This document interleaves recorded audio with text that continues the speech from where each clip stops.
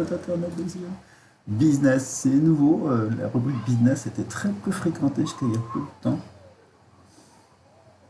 Mais maintenant, l'argent est la preuve de la réussite intellectuelle d'un pays. Ça, c'est nouveau.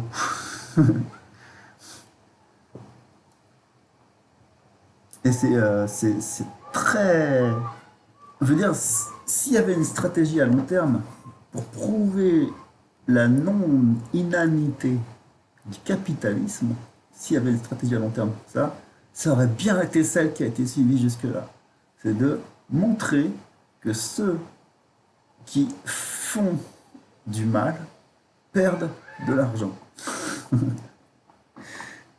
Et pour ça, il a fallu faire un transfert de pouvoir de la gauche vers la droite, de l'ouest vers l'est. Enfin, ça dépend, puisque c'est une boule, elle tourne. On n'a pas forcément de côté.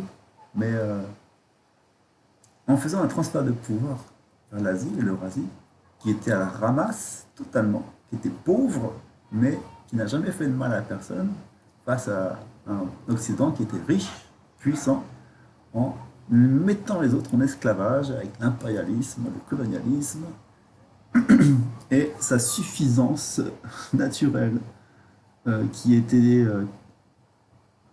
convaincante, assez convaincante pour que même ceux qui sont dominés finissent par croire en cette supériorité purement fictive et hallucinatoire.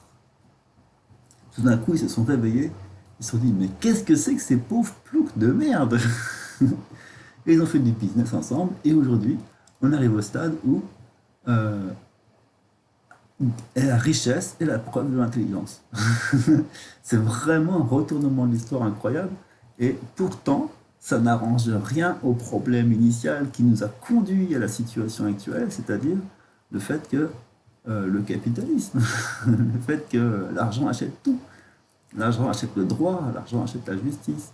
Au départ, on était comme eux aujourd'hui en Occident. On pensait qu'il y avait des limites morales aux choses, qu'on pouvait avoir confiance, que la richesse était l'intelligence, qu'on pouvait euh, euh, prospérer et s'accroître en augmentant l'intelligence de tout le monde et en obtenant un monde où seules les bonnes choses existent. Parce que c'est la loi de l'offre et de la demande. Si tu ne demandes que ce qui est bien, l'offre n'est que ce qui est bien. Voilà. Ok. Mais c'est pas comme ça que ça s'est passé.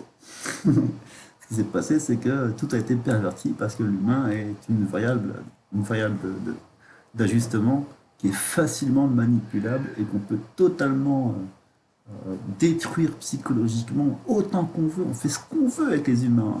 On les fait sauter du pont en leur disant mais tu vas gagner de l'argent, on saute du pont. Ouais, d'accord, je saute du pont. Ouais, trop con. Ah ben oui, il fallait pas écouter. Hein. Si t'étais intelligent, t'aurais pas sauté du pont. Hein. C'est de ta faute aussi quand même.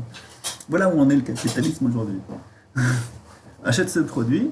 Ah mais il y a un risque qui t'explose la gueule, hein. Mais je te le dirai pas, mais tu verras bien. Ah, il t'explose la gueule, mais tu t'en fous, tu l'as acheté. T'as pris ta responsabilité, hein. Fallait pas l'acheter si tu veux pas qu'il t'explose la gueule. Je suis désolé, c'est ta faute aussi. Voilà où on est le capitalisme. Donc la richesse a conduit au désastre. La fortune a conduit à l'inégalité, à la pauvreté, à la misère, à la famine.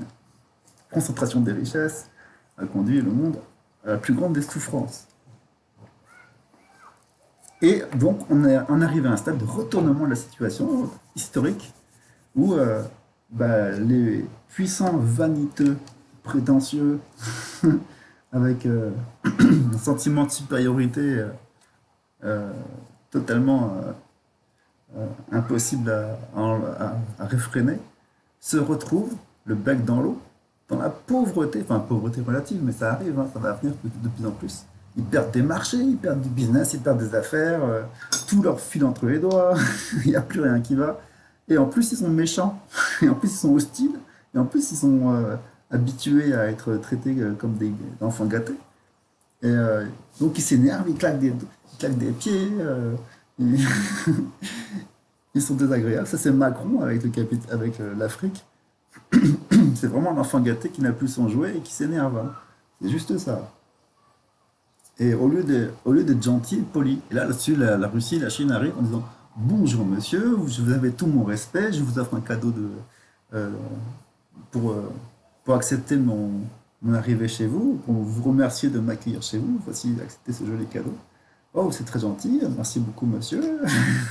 Veuillez prendre place dans ce fauteuil que nous vous avons réservé. Oh, c'est très aimable à vous, je suis vraiment très heureux de ça. Comment vont vos affaires aujourd'hui? Ah oui, très bien. On a des petits soucis. Oh, dis donc, c'est dommage, vous savez, on pouvait arranger ça facilement. Allons bon. Et voilà comment se passe la diplomatie avec l'Eurasie, les pays du Sud. Donc, les mecs, ils font des accords commerciaux tous les jours entre pays. Et hop, des milliards par-ci, des milliards par-là. Mais oui, bien sûr, mais attends, je vais t'arranger ça. Mais on est entre amis, ta. Et pendant ce temps-là, l'Europe et l'Occident, ils sont à la ramasse d'une puissance euh, en train de dire mais c'est pas normal, c'est à moi ça normalement, oh, bon, mon truc, mais t'as pas le droit, t'as pas le droit, mais attends, mais moi je t'envoie des terroristes, ils vont te faire chier, tu vas voir. Et les gens ils répondent mais je te parle même pas, toi, je te parle même plus, c'est dégage. Attends. Voilà tout ce qu'il y a dans les actions du réduire les taux d'intérêt. Alors voilà, ils en sont à un stade aussi où ils font un peu du bon d'accord, on va essayer d'être sympa avec toi, hein. Je te limite, je te frappe légèrement moins fort, ça te va? Non, ça va toujours pas. On veut même pas de ton système et de ta merde.